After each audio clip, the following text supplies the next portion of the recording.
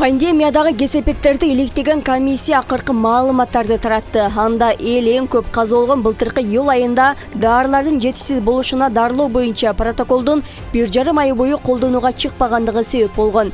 Клиникалык протоколдун 3-чү версиясы май айынын башында даяр болгон.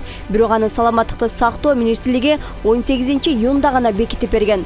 Ошондой эле медиктерди илдетти дарылоо боюнча башында окутпаган, болгону коргонуучу кийимдерди гана кийүүнү үйрөтүшкөн.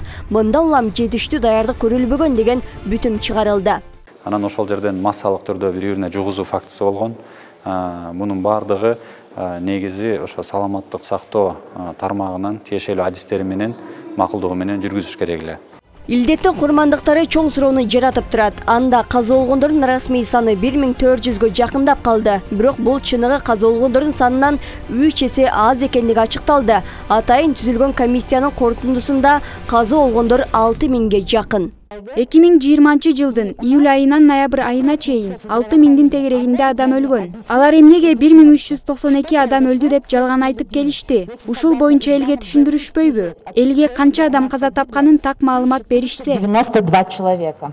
Ордунун курмандыгы болгондордун ичинде Жогорку кеңештин депутаты Чыныбай Турсунбеков дагы бар. Илдет менен алып бурушуп, улуттук госпиталдын жандандыруу бөлүмүндө жаткан.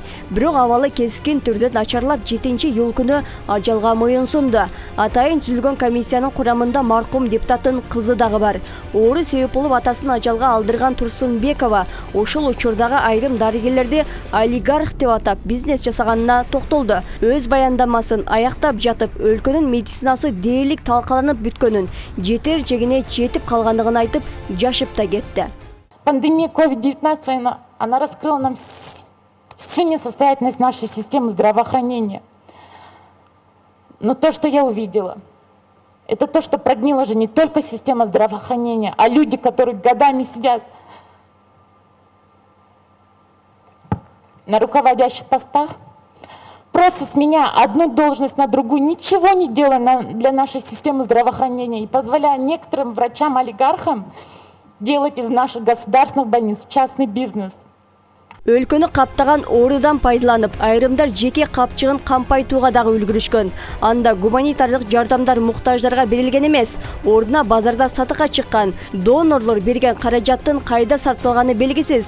Ал эми коргонуучу каражаттар 600 сом турганы менен алардын түзгөн документинде бир нече эсе жогорулатылып 6000 сом деп жазылган. Мындай бүдөмүк жагдайларга байланыштуу Фимпол ошол учурдагы жоопту кызмат ээлерине карата жоопко тартуу аракетинде учурда Боронов, Абылгазиевдер сурак берип жатат.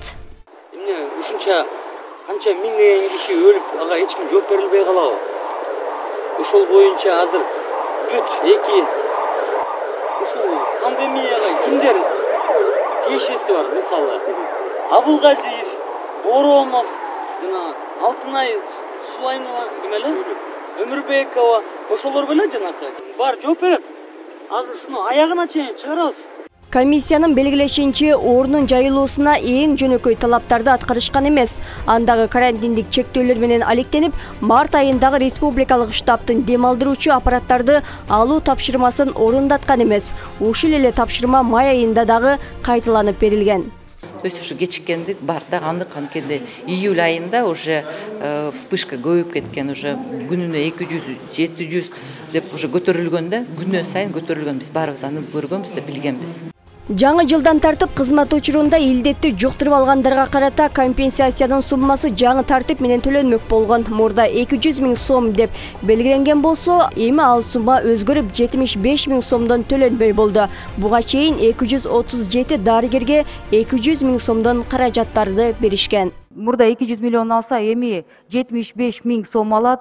Анан айтып кете турган нерсе, ар бир кызыл зонада иштеген, ошактан жалпы коронавирусту жумуштан жуктуруп алган дарыгерлерибиздин кылдаттык менен текшерип туруп, анан туура жазыш керек. Кээ бир учурларда жумуштан жуктурган эмес деп жазган дарыгерлер жетекчилер болуп калып атат да, ошол документтерди мен өзүм көрдүм.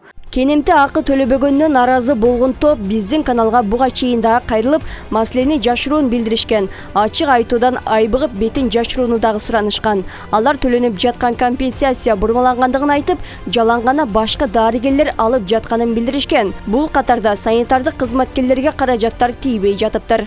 Мен мүмкін болушунча 2 аттандым, форманы кийдим, ошентип иштеп жүрүп ооруп калдым. Ооруганыма байланыштуу лечение алдым.